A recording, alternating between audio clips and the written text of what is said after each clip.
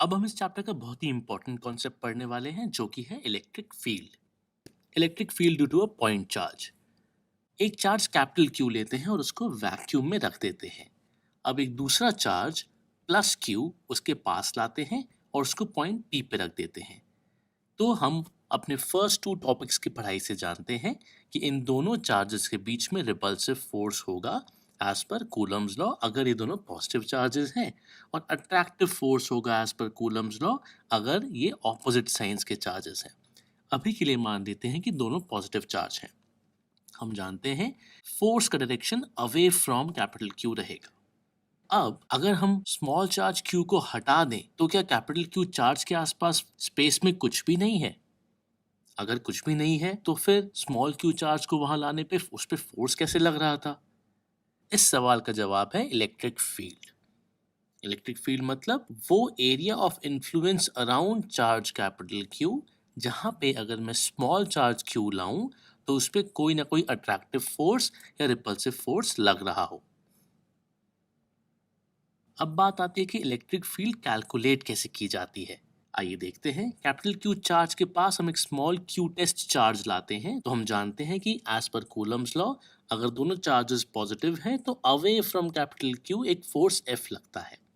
Electric field को define किया जाता है as force per unit charge. तो यहाँ पे टोटल फोर्स अगर क्यू टेस्ट पे एफ लग रहा है तो उसको अगर हम क्यू टेस्ट से डिवाइड कर दें तो वो होती है उस पॉइंट पे electric field due to charge capital Q.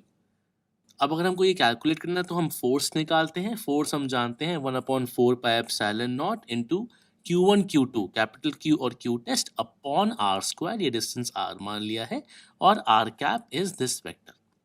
तो इलेक्ट्रिक फील्ड का वेक्टर क्या हो गया? फोर्स अपॉन Q टेस्ट, मतलब कि यहाँ से Q टेस्ट कैंसिल हो जाएगा तो बचा 1/4 pi epsilon naught capital Q by R square R cap.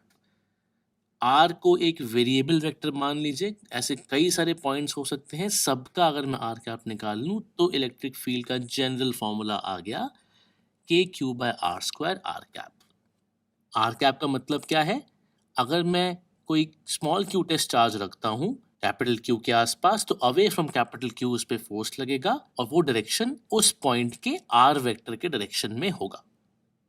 अब अगर इलेक्ट्रिक फील्ड की यूनिट की बात करें तो हमने देखा कि वो फोर्स अपॉन चार्ज होता है, मतलब कि न्यूटन पर कूलम या फिर वोल्टेज पर meter. Direction of electric field is along the force on the test charge. Electric field का direction same as direction of force रहता है। For a positive charge the electric field will be directed radially outwards. हम जानते हैं कि हम ये small test charge किस भी डायरेक्शन में कैपिटल क्यू के पास लाएं तो away from capital Q force लगेगा। इसलिए हम कह सकते हैं कि कैपिटल क्यू की इलेक्ट्रिक फील्ड रेडियली आउटवर्ड्स है।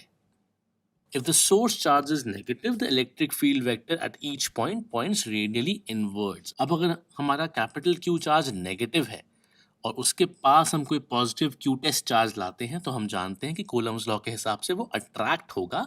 इसलिए electric field around the negative charge is radially inwards.